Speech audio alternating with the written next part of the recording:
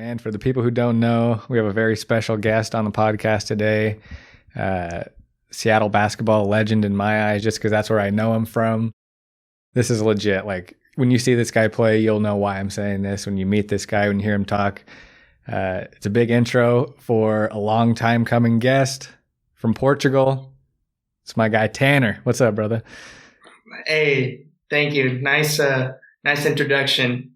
I wouldn't say I'm Seattle born, but I've only been up there for in the summers for the last 3-4 summers. But I'm from Oregon. He's claiming I rep the valley outside of Salem. As I was doing research and everything, it's like I knew you weren't necessarily from Seattle, but just because I saw you there, I was like, oh, yeah, he probably went to, he's probably Garfield, something. No, I'm kidding. Yeah. So it was fun to learn a little bit more in research, but I wanted to save some of it for the podcast here, and a lot of fun things that I didn't know, which we'll get into later. But just first, again, thank you for coming on. I appreciate it. What have you been up to in the last year? It's an interesting question for anyone in the world, but especially for you down in Portugal. Well, shoot. Last year in Portugal, I came to Portugal. I wanted to be a part of a winning team, like good conditions wise. And so I came here. It was second league, which isn't you're told it's not respected in all of Europe, but basketball is basketball. And, so I played here all through March, all until March 10th of last year. And we were having a great season. The week that COVID happened last year was the day that we for sure won the regular season and got the bid. And then COVID happened, they shut us down for a week. And then the club comes up and talks to me because it's beautiful weather here. Mm-hmm. It's going to be paradise in about a month. But, even we were talking before the podcast, raining once a month isn't too bad. That's just enough, I know, it's just enough just to wash the streets and exactly get everything nice and shiny again. Mm-hmm. Yeah. So that Friday, they're like, "Hey, do you want to stay here? And we'll just keep you here and as long as you want." I was like, "Yeah, let's do it. I want to stay here. My wife likes it here. We have our own place. It's perfect." Then it was Sunday night at 9 p.m. The club calls me and says, "Hey, you need to pack your bags. We're going to send you out tomorrow." I was like, "What?" And so we pack up all of our stuff.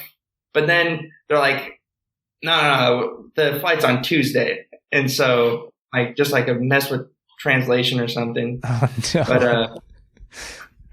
But yeah, so we came back and then we're just in Oregon. And while we're in Oregon, we're splitting time in between, going a week with my parents and a week with Catherine's. And my parents just bought some property on the outside of town. Mm-hmm. And so about a month and a half of nothing, because nothing was open. My parents were like, "Well, we have this old shed up the hill that we're planning on burning." And I was like, "Well, I can refurbish it, So I took it down to the studs. I put insulation in it, the legend is growing as you speak of Tanner. Yeah. I haven't posted on social media, but I'm pretty proud of it. I have to see this, man. I have to see this. I'll send you some pics. Yeah, that's impressive. Have you ever seen the meme, the LeBron James or something like that, where it's just this guy out on a farm in his boots, just killing it? Yes, I love it. And he's redheaded. Is that you? No. I love it. You're breaking the fourth wall here. Is that you? Yeah. Yeah, so I did that over the summer for that was a 6-week project. But then I just worked out the entire summer, 5 days a week. I was down in Salem because Seattle was kind of shut down. Crossover didn't happen, which was too bad. I was looking forward to that. And then just came back to this club in September, and now it's just been smooth sailing. Chris Johnson, shout out to him, another person I really want to get on the podcast here as well. him making you on 2K was one of my favorite things I've ever seen. It made me relate to both of you so much. Dude, when he posted that, I thought it was a joke, but it's I've tried so hard on every 2K to like create myself, and then I hit him up and I'm like, yo, what did you do? He goes, well, you got to get it on your computer first, and then it's a lot easier. It's like, oh, that makes sense. Wow. But That's it next looked level. just like me. It was creepy. It really did. It played just like you too, like the highlights he was showing. It's such an honor. Awesome. I felt honored to be made in 2K, even though it was just my player. But that was really cool. That's forever. Really, that's forever. I want that mod or whatever you would say. I want to play as Tanner. You're not even in the crossover. I think were you playing for the Raptors or something? I don't even remember. Yeah. And what's funny about that is my player in 2K plays for the Raptors as well. Oh. Yeah. That's hilarious. Are you like, so with like, you can make like, I don't even know, either archetype or whatever, and make you a certain, a defensive 3-point shooter kind of thing. Like, how are you spending your points to remake yourself? What are you focusing on? Oh, I always try and get the steals up because I always try and pick up the guy at half court and like keep him like contained in some way. Uh-huh. And I'm kind of a gambler on defense. I always get like leave assignment. Like my grade always goes down, but I mean that's just athleticism and just get those steals up. That's and then hilarious. 3-pointer. I'm not about the dunks. I've kind of like progressed my game. Oh, like don't get me wrong, I can still dunk like really easily, but I don't appreciate dunks as much as I used to. I'd much rather like make a 3 than get a dunk. Mm-hmm. I feel like sometimes that happens with injury. You see that game refined because you've gone for some absolutely insane dunks. Even on your Instagram, I think there's some highlights where it's so scary. And I've never even done it. This is me just playing on like a 8-foot, 7-foot hoop. It's very scary to jump and fully commit for a 2-handed dunk. Because if you don't land it, you're going to fall back. There are a million things running through my mind. So to see your highlights and to see you attempt the things you do and then pull off the things you do is so fun. So was it an injury or was it, you're just like, I've done that. I want to refine my game. I just like, I'm kind of a utilitarian where I'm like 3 points is better than 2. But it's also, I mean, I'm not like afraid of injuries or anything. I'm going to play till I can't anymore. But I just really, I just try and get the 2 points. I don't really care how it looks. That's why I always dunk with 2 hands. It's like, I'm not going with one hand because if I miss it with one hand, I'm going to look like an idiot. So got to make sure you go with 2. And then Snow always got mad at me. Snow, Alvin, shout out. Mm-hmm. He'd always get mad at me when I'd be working out in the summer and I wouldn't dunk it. I'd be like up high enough and I just like laid off the backboard. So that's also why don't get me wrong. Every time I drive to the rim, I always try and dunk it. Mm-hmm. Like that's the main goal. But I don't know. Just enjoying it right now. Refining the game. Is it scary to you ever going for those, or is it just in the moment you're just doing it and before you know it, your body's attempting it? Only thing I'm scared about is if I hold onto the rim and then it slips and like my legs are out from underneath me. That's the only thing I'm worried about. So I try not to hang on the rim unless I know for sure I'm going to have a solid grip. So that's the only thing I'm worried about. Like I'm going to try and go through the person if they jump with me. You make it sound so easy and casual, yet if anyone else tried it, it's not that way. And that's the funny thing I was thinking about when preparing for this interview is knowing you, and I wanted to let the people, get to know you a little bit and hear you talk, and so I'll show them some highlights and everything because you see your game. And if you're, maybe I watch too much TV or Sports Center or whatever, but you get this idea of like, all right, this guy's crazy defense, goes for these awesome dunks, just plays with a ton of heart. You know, you think they're going to be a certain way, and then you are, you know, one of the nicest people I've ever met also. So, you know, where does that, what do you think when you hear that? Where does that stand? I don't know. You know, my dad kind of, I have to give a lot of props to my dad because he always told me about flipping the switch. Like when it's go time, once you step on the court, like that's the one time you can for sure be a jerk 100% of the time. But then when you're off the court, you have to be a nice guy and respect people in a nice way. And so like I don't know how to explain it. Like about 30 minutes before the game, I have like a little like breathing exercise, and then it's like, all right, we have 2 hours and 40 minutes of go time. Yeah. But then afterwards, I'm just like, I'm back to myself. I'm just smiling, and sometimes I'm smiling on the court too, but yeah. Sometimes not though. There's a competitiveness there. It does that pretty much just manifest on the court, you know, or as soon as in any aspect of my life, as soon as there's score being kept, I get pretty intense. Even playing rummy with my wife, like it's an intense battle every time. Okay. I just love. It sounds kind of cliche, but I really do love competing and winning, winning. Mm-hmm. And I hate losing. I'm a very sore loser in that aspect.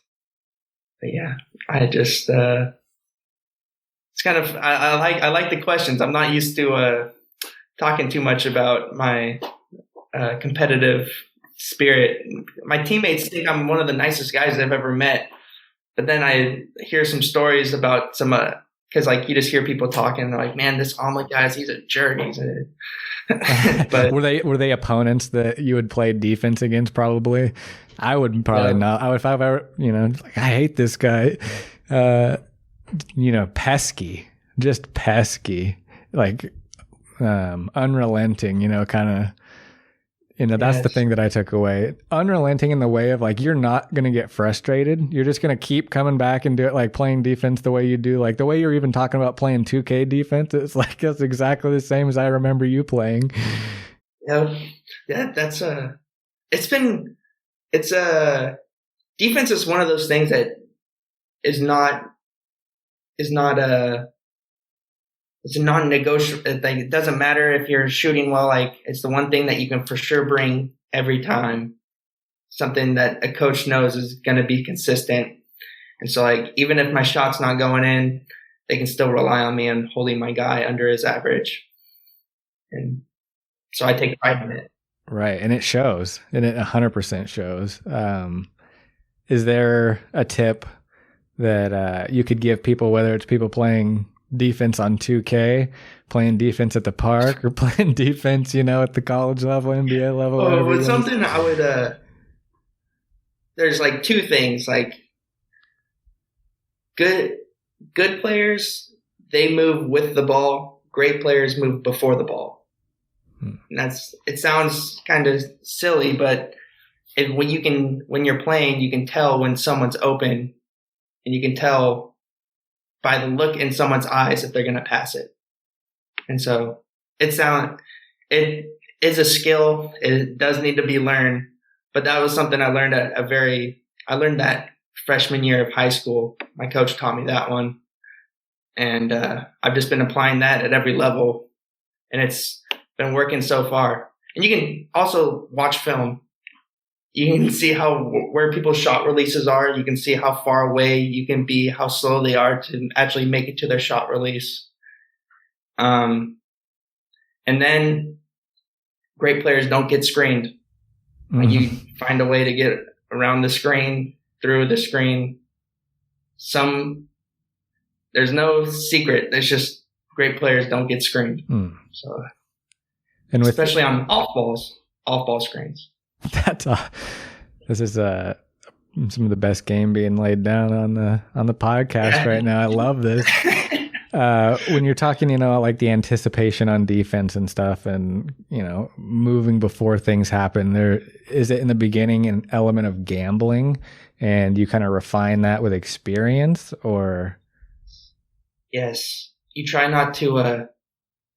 Yeah, it's hard to explain. It's more just like in the moment. Mm-hmm. Like I've really refined it. When I was 18 while I was at West Point, I gambled every single time. I was shooting every passing lane, trying to steal the ball out of people's dribbles, everything. Then I transitioned into Western, and then Shaw would get on my butt about gambling because he would just show the film. You gambled, you gave up. Then your guy made a play, found an open man. Next thing you know, we're scrambling 3 points. So I've been learning, and then I've just slowly, you can tell when someone's going to relax on their pass too. Like once you get that feel. But, yeah, it's just, you kind of refine it. There's gambling. There's high risk and low risk. Mm-hmm. Especially when you guard a shooter. Guarding shooters has been, this guy on our team, his name's Nunu Mirage, one of the best shooters I've ever played with. And I guard him every day. And my goal is to not let him get any shots every single day. But it's so hard because he moves so well without the ball. And so I always have to be in a stance wherever the ball is. I always have to be like in the line of pass, and I can't make those gambles because I have a shooter. But if I don't have a shooter, then I can make a little more gambles. But it's all about knowing your personnel, knowing people's strengths and weaknesses, whether they can dribble left, make that offhand flip pass, or if they have to like pick it up with two hands. Just little things you watch in film.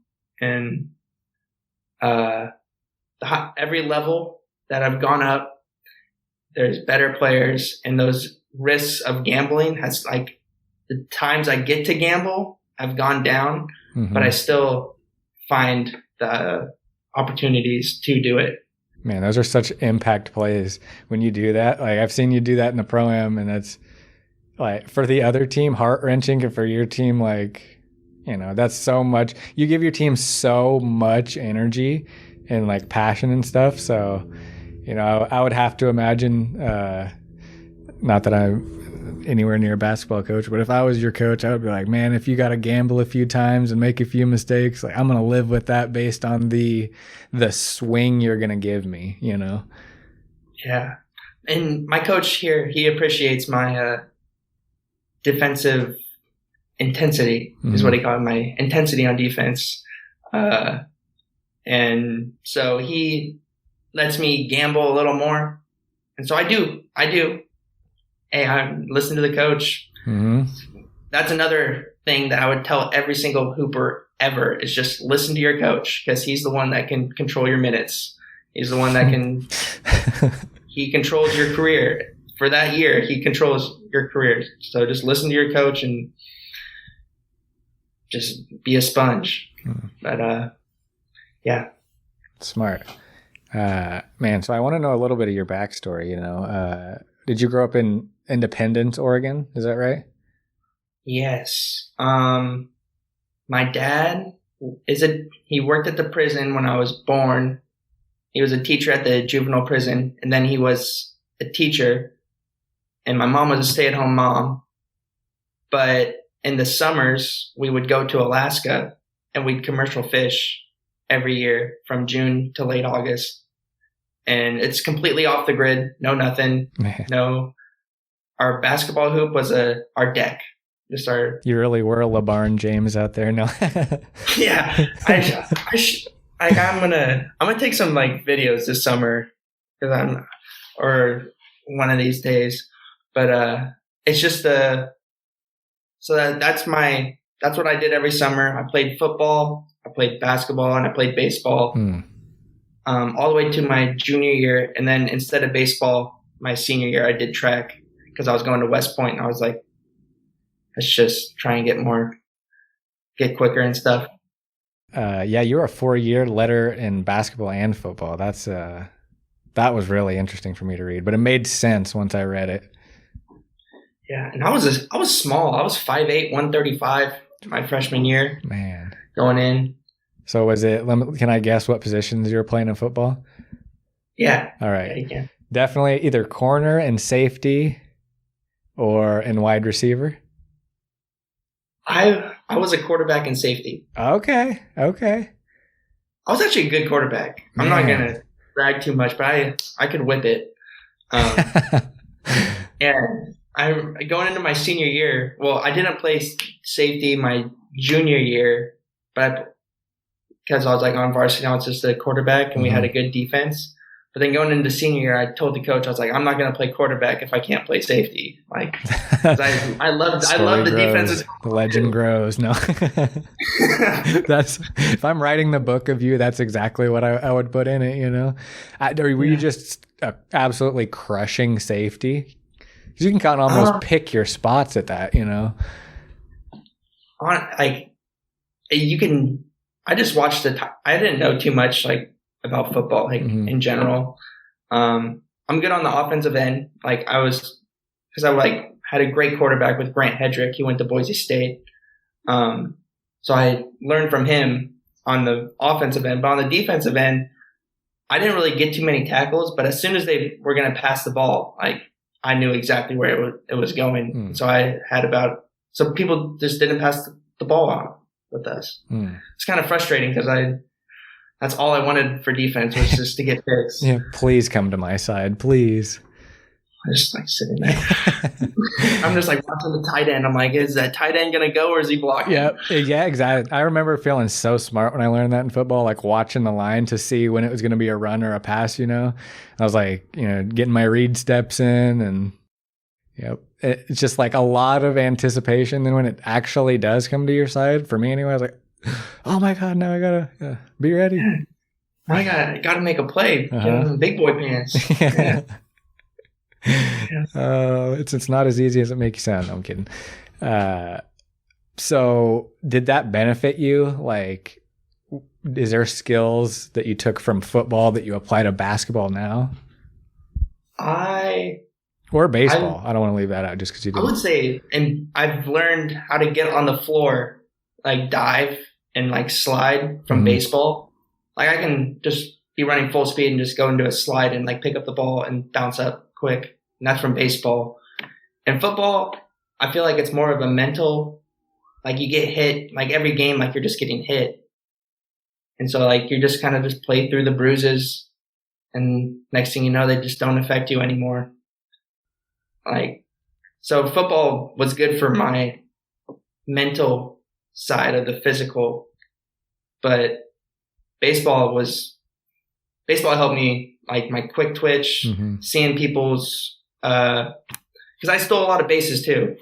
So I would just sit there, and so you just kind of get that quick twitch as soon as you see their left foot move as a right pitcher. It's all right, time to go. Yeah, see, that's that anticipation, and it's exact. If I picture you in my head again, that's stealing bases. That's the baseball player that you are. So I still have some play ball in my elbow from sliding into second my freshman year. It's an oddly dangerous sport. I've known a lot of people who have had some gruesome injuries from baseball somehow, Yeah, shoot. And then I learned later, after I've played my whole life, that you don't want to put your finger outside your mitt, as an outfielder, because if you dive and you don't want to Oh yeah, I could see that. I don't know why I haven't thought of that before, but nasty. Nasty. I had to change my whole mitt. I had to change my mitt because my other one was just so perfect. But yeah. So nowadays, you think of players and all the stuff that goes into becoming, the level of basketball player that I think of you as, There's a lot of specializing and a lot of, from a young age, doing the right things here, making the right moves there. But it didn't necessarily sound like in the beginning when you were talking, you didn't think you were going to play overseas, or you didn't ever really consider playing professionally or anything. did it come from, you were just kind of playing sports and you are a natural hard worker and you kind of went to that place? Did you ever feel like pressure that you weren't specializing? No, I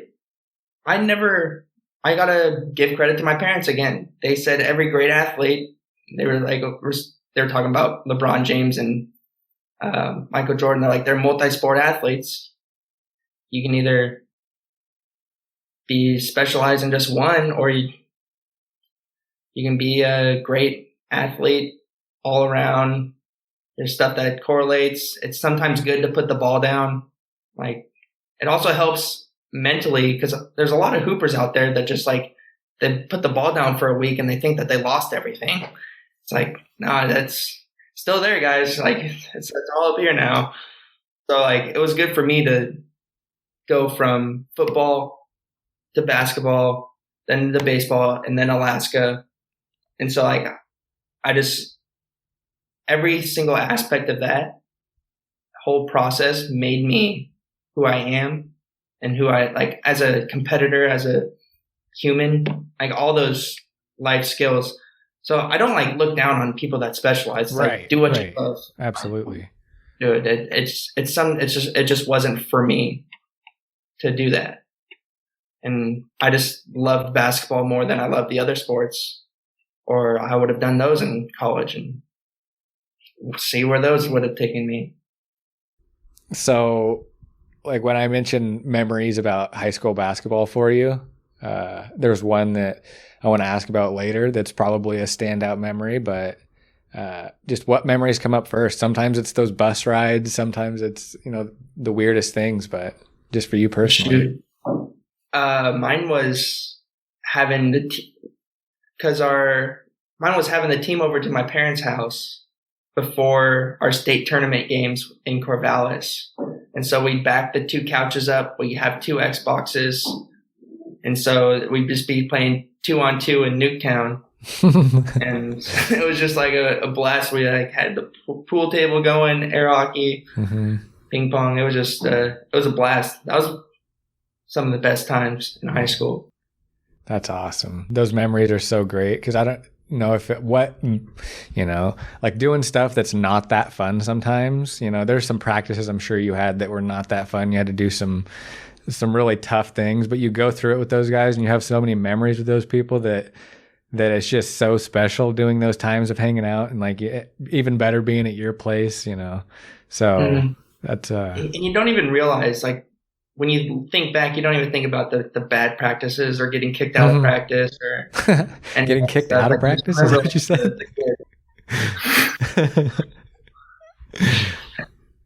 Yeah, my high school coach was an intense dude. He was he probably coached me the hardest out of anybody who's ever coached me. Like if we're doing like 3-man weave and our team and like our guys missed 3 layups in a row, he'd just send us home. Be like, oh, you guys aren't mentally ready. Wow. Right. Wow. I have to know more about this coach. What was your first memory of meeting him and experiencing that, like experiencing who he really was and what you were going to experience through your career? He was a new coach freshman year. Okay. He was a coach down on the coast, Siuslaw, outside of Florence, Oregon. And Central had a really good basketball team in the early 2000s, well, late 2000s. And his team, who had like Ben Voog, who like went to LSU and then he went to, I forgot where else. But that team beat the Central team and he was part of that. He was that coach. And so I didn't really like him. And he went to Dallas High School, our rival high school, like 10 minutes away. So I was like, screw this guy. Like, because like you're just like an 15-year-old, like rival high school, exactly, whatever. Yeah. Yeah. And then he coached I have an older brother and he coached my older brother, and I played on freshman that year. And then the way we got our letter is like, you just stay during the playoffs, and we were the scout team. So I just got my butt kicked every day. Grant Hedrick, one of the most athletic dudes I've ever seen in my life. I was the point guard. I was like supposed to be the best player on the other team. and he would just like corral me and just put me into the corner. And I remember one time he corralled me all the way to the corner, and I just handed him the ball, and I said, "Screw it." Just a little, but the coach is just like yelling at me, like, "Are you not gonna play? Like, you're gonna be a big old pussy." It's like, man, I'm trying my best. But it was, and then my sophomore year, so I went from freshman to varsity because I grew like I was 5'8", and then I was 6'1" my sophomore year, and so my skill set I didn't like lose a step or anything. So then he just he allowed the older guys to kind of like pick on me, even though I was like the sixth man off the bench, and then by the end I was starting. But I was carrying everyone's jerseys, all the bags, every away, just doing that stuff. He would just look at me, and then he never said any words until my junior year to me. Oh my God. Nothing. But he was a defensive wizard.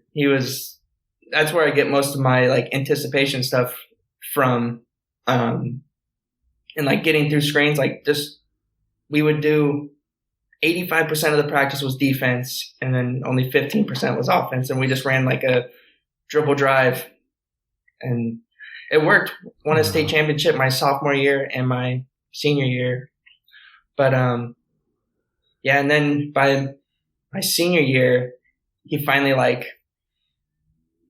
I don't know how to explain it, but like he just really liked our team didn't have the horses. We didn't have like our starting four was 5'10".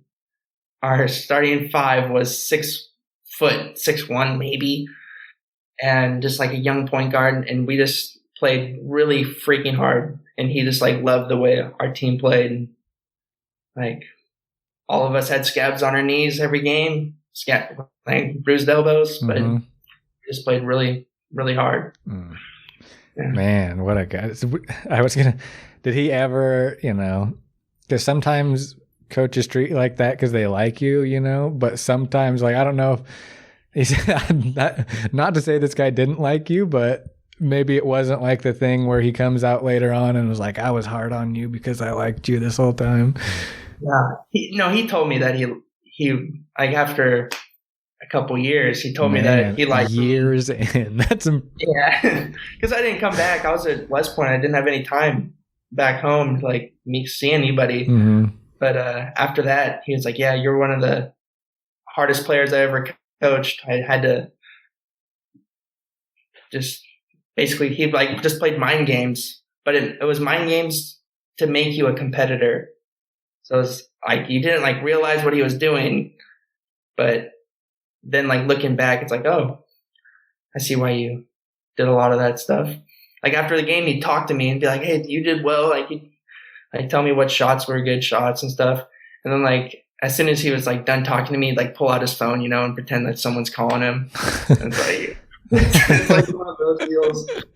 So you just like walk out. Oh, that's so interesting. I'd see it. Oh my gosh, man, that's what it takes to make a player like you, though. Just there's always a crazy coach in the backstory somewhere like that. Yeah, I wish his wife has some health issues, but he could coach at any level.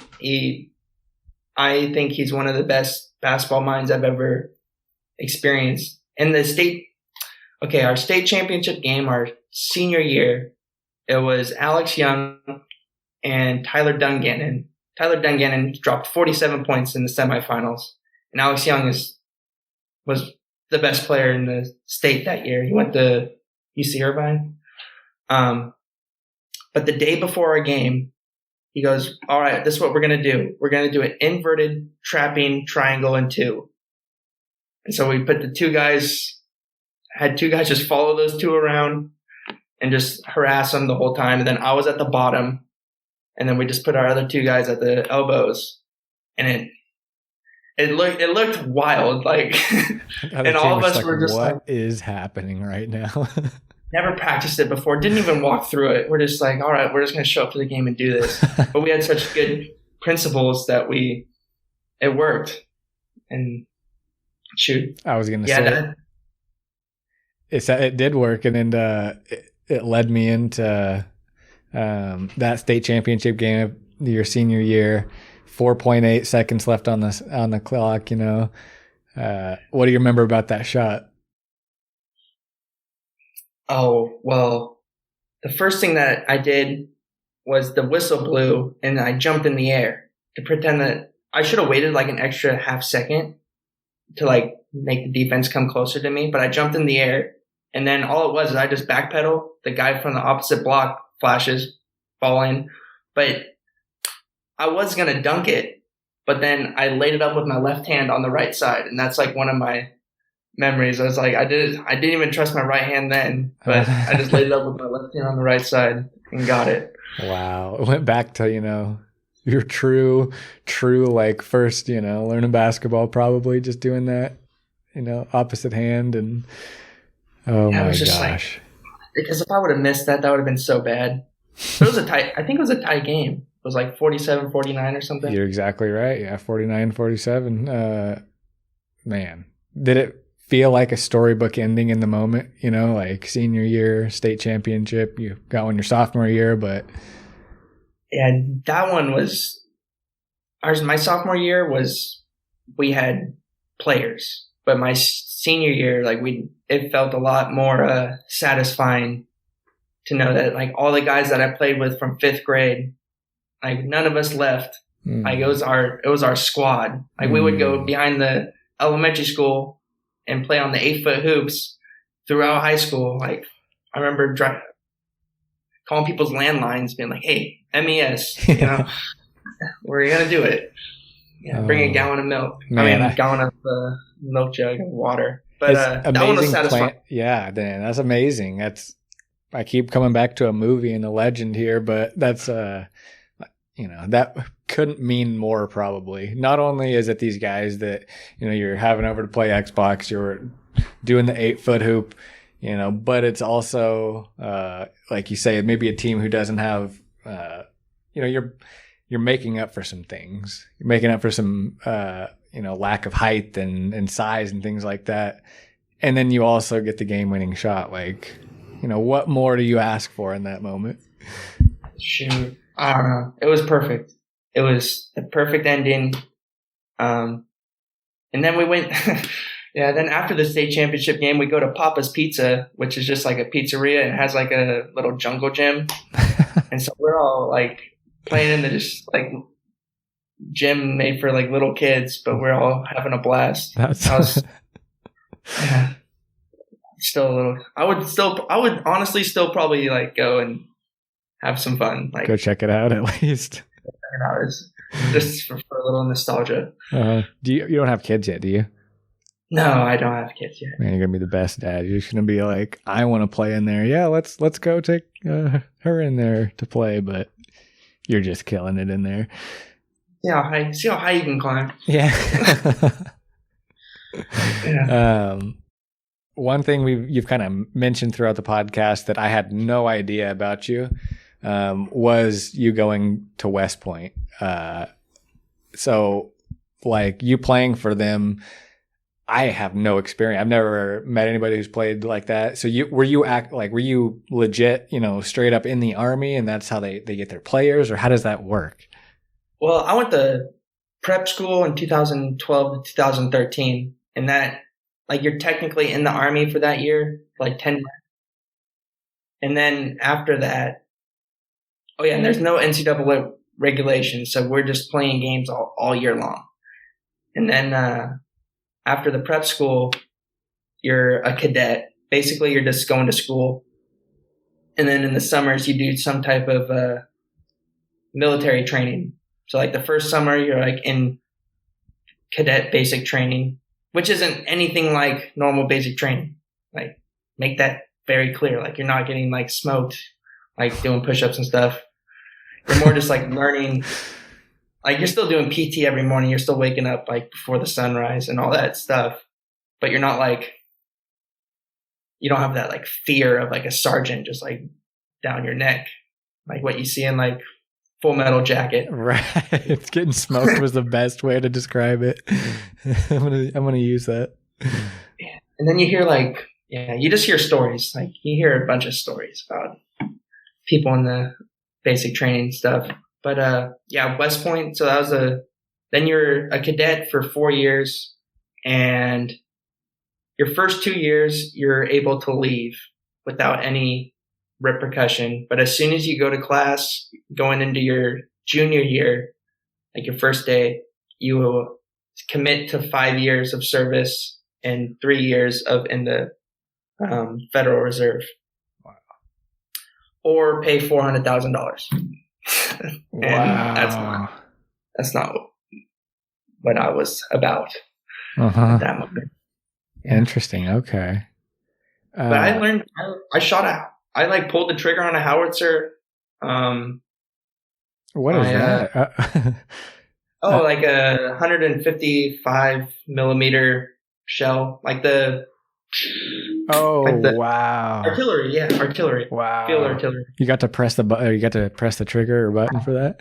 I pulled the trigger. Wow. I did it like 15 times. Yeah, Wow. you see.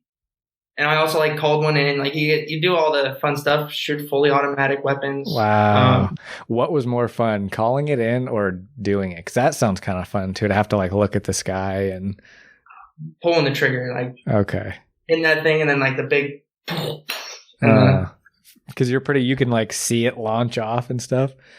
No, you can't. It's going too fast. Okay. Like you get these big ballistic missiles basically, and they have gunpowder bags, and there's like 7 of them, and they're all connected. And depending on the range, like you clip off one of the other.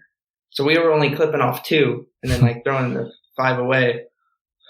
But those things, and they're like gunpowder. Like you just like see a little 22, and that thing comes flying out hot. I can imagine like a bag.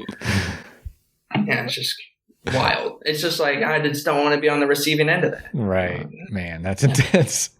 But where are you doing these like big testing with your, like, how do people not hear this? Is it just like super far out in the country or? Yeah, it was like, I don't know where. I can find West Point on the map. Like I can just zoom in, but I don't know where. It's more north, I believe, of the campus. It's only like a 10 to 15 minute ride in an Army vehicle. But yeah, like they have multiple gun ranges. Probably the most fun thing we did that whole time was we had like our ARs, and they filled the shells with paintballs. And then like people would go into these like concrete houses, and then we go in and like clear the rooms. Oh man. So we just like, it was like real life paintball, but with like that's assault weapons. It was kind of fun. That does sound like a blast. Like well, meanwhile, I would try. I probably couldn't carry the gun, like a trip. And it's hot too. Yeah. Yeah. That was a fun few years. I still like talk to some of my West Point friends. One of them just got back from Kuwait. Yeah, and and the guys in Texas, like after that big ice storm, like they're part of the logistical team. They're working. Mm-hmm. They're just doing it. They're living the Army life. Yeah, it's kind of wild how life happens. And I had a completely different view of what I would be doing when I'm 27 than from when I was 18. Like I thought I was still going to be in the Army. That's crazy how much you've experienced already. Not only with basketball, obviously, but you're like, I picture you riding around in like this Army vehicle, like doing all this stuff. And then you're in Portugal now, you know, playing basketball, meeting like, I'm sure all different kinds of people, especially during non-COVID times, but experiencing like different culture. That's just so cool. And it all, you know, Yeah. It's crazy that you're 27. I'm 27 too. So yeah, it's just, I don't know. I just try and grab opportunities when they arise. Yeah. Yeah, it's just doing it. I don't know. Just living it the best I can. living the dream. And part of that as we circle around to a close is, being in Portugal and playing overseas. What I've asked a lot of people this question, and I'm always interested to hear the answer. So I've gotten a lot of different answers, but the plane ride or the drive to the airport to when you're moving, overseas to go play basketball the very first time. What was that like for you? Does anything stand out? Were you nervous? Were you what were you thinking? What were you expecting versus what actually happened? Well, shoot, the first time I, it wasn't the best conditions in Spain. They were nice people, great people. They still message me on Instagram. But my first experience getting off the plane was not being able to speak their language. And everything, and the person that was supposed to be the translator, it was something simple, when do we get back? How long is the drive? That's what I asked. I was like, how long is the drive? And she didn't know what I was asking. And I was like, ooh, this is gonna be difficult if this is supposed to be the translator. Yeah. That's wow. But I wasn't I was excited. You get on the plane, they had good connections. I flew to Dublin. I flew from Seattle to Dublin to Spain. And so it was just all right. And were you alone? Did you have a wife at that point? Yeah, I was married, but I went early and then my wife came in October.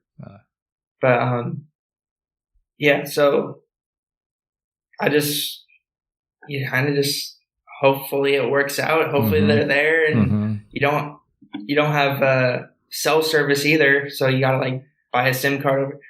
Okay. One of the craziest things about Europe is that a cell phone plan is only €10 a month, and I get unlimited social media. What? Yeah. Well, I don't know about Europe. T-Mobile, do you hear that? You know what you're doing to me right now. Yeah, So I don't know. It's you just have 3 or 4 phones now, right? No. I'm counting up how many months I'm going to be home, and just €10 a month is a lot better.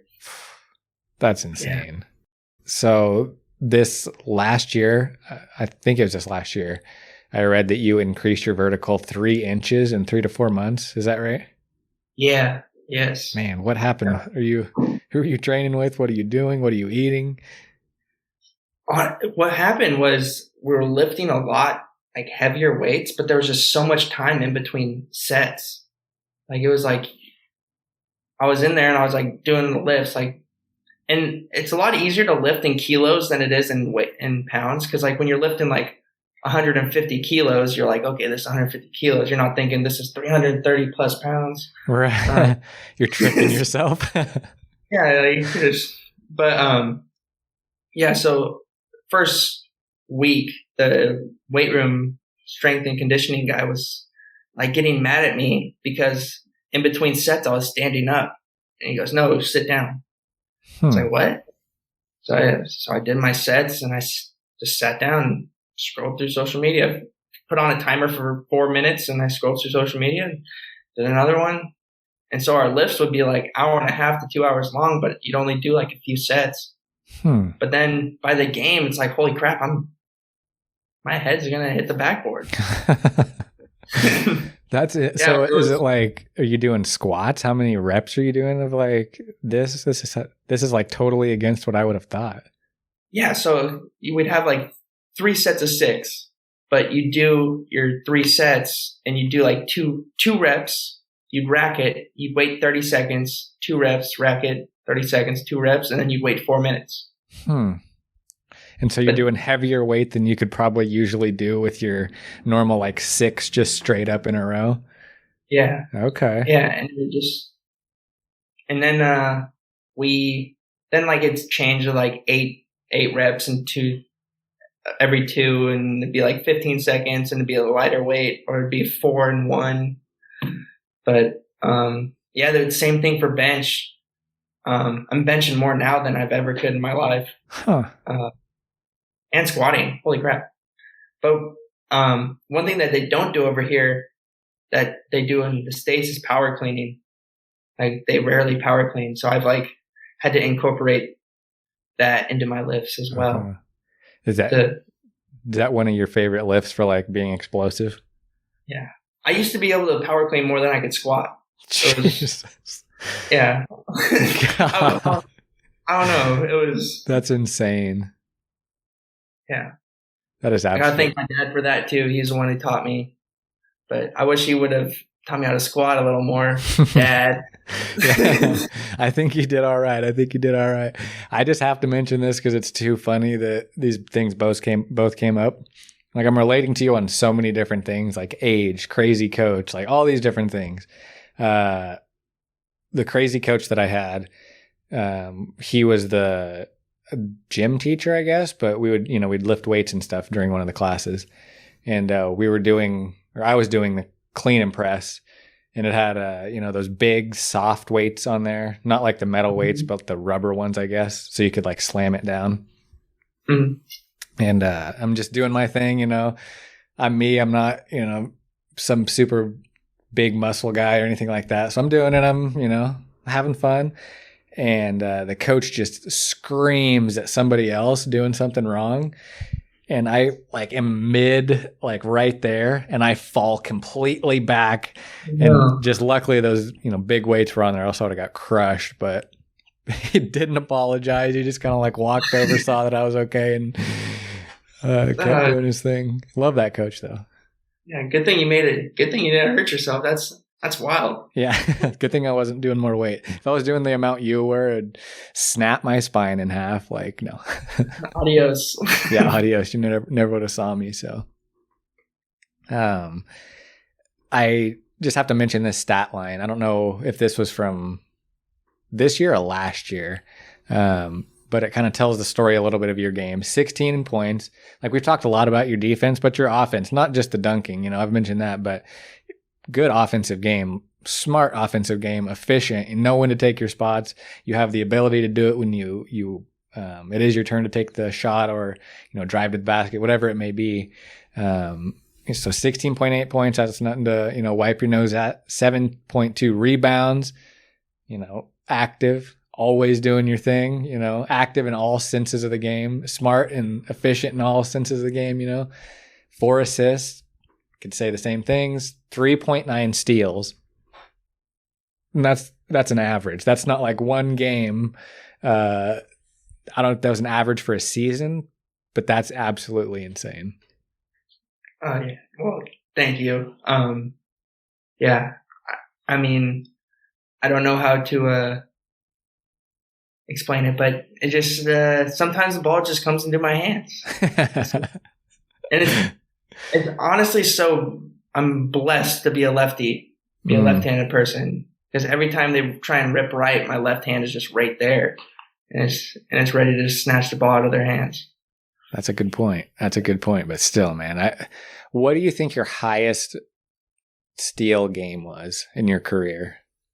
I had 11 steals. Wow. Junior year of college. Wow. I had a triple-double in steals. That's insane. I didn't even play like the last 5 minutes, but I had 8. I think I had 8 assists that game too. It was against Seattle Pacific. But yeah, they will remember the name. The people will never forget that game probably that you played against. Oh yeah. Like, who is this guy? That was a fun game. Yeah. And then another wild stat line here. You took home the Eurobasket All Portuguese Player of the Year, Import Player of the Year, and Defensive Player of the Year. Was that last year? Am I right on that? Yeah, that was last year. Okay. Yeah. Man. So I saw a post, there's a lot of people that get you there, and that I think you said it was a team award. But like, from your most honest Like if you were going to be selfish in just one moment, like what did that mean to you? Did it mean a lot to you, or were you, genuinely just like, not what I do it for? I mean, and it's cool to get that. It's cool to have that on your resume. But at the end of the day, it's all about how many wins you got and how many losses. And I wouldn't, like, even if I deserved all those but my team didn't win, like I wouldn't have gotten them. So I have to give a lot of credit to my teammates and my coach. Shoot, this whole club has been great to me. And so they provide everything you need just to worry about hoop. Like you get meals, everything. Wow. It's really, I tell everybody, there's a bunch of guys that are like, we're going to sign here or whatever. They like message me on Instagram. Like, hey, how is it here? I'm like, bro, don't worry about the money. Just come. You're going to like it. Don't worry about it. Like there's something to be said about having a peace of mind of just worrying about basketball and not having to worry about getting paid on time. It just goes right into your bank account a couple days early. And you're like, whoa, this is nice. It's just, it's nice to be a part of a professional club that values their players and values their clients. Mm-hmm. Man, you deserve it though. It's like, no, that's what you should get. And, of course you do, and you're sticking with it. And that's awesome. It allows you to do what you do. And I'm excited to see, what you do next with that kind of freedom. And it's only going up from here. I was just watching something somebody posted yesterday. It's probably Alvin Snow. Of course, shout out to Alvin Snow. He keeps me posted on all these highlights of you and all the other guys overseas. So it's, when is your next game? Like you're really in it right now. Saturday. No, Friday. Friday. Okay. Friday at 9 a.m. your time. 9 a.m. my time. Yeah. What time is it right now over there? It is 6:10. A.m. P.m. Oh, p.m. P.m. Yeah. Okay, good. I was hoping I didn't get you up this early. We're good. Good. So what's next? Like what goals do you still have playing? Is it just keep the consistency of what you've been doing? Is there things that you want to check off the list? Is there certain things that motivate you? Yeah. Before going to Spain, Alvin, he came up to me and he goes, I have two options. Either you can make money right now, or you can go this other route, not make as much, but progress, and you're going to make more in the long run. And I was like, all right, let's go that one. And so that was the Spanish route. And so we still have 2 more years left on that. And then my career is in Snow's hands. I trust that guy with my life. He's the man. As soon as anything happens, I need something, I just call him. Next thing you know, next day it's here. Like I never have to worry about anything with Snow. So you should ask Alvin that question, because I'm just here to play basketball. He tells me where to go, and I just do it. He's the man. He is the man. Shout out to him. Nothing but great things to say about that man. Yeah, same here.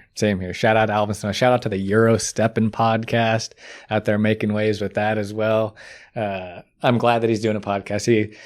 Having him on here I was like, immediately knew. I was like, this man needs a podcast. He needs that, and he's only up from here. So, to the people out there, the Tan Man supporters, the Tan Man Nation, as you call it, no, as I call it, just give the people what they want, if you don't mind, and just take a moment to speak to the people directly who've supported you all these years, and from your family to Snow to the fans out there messaging you on Instagram. Yeah.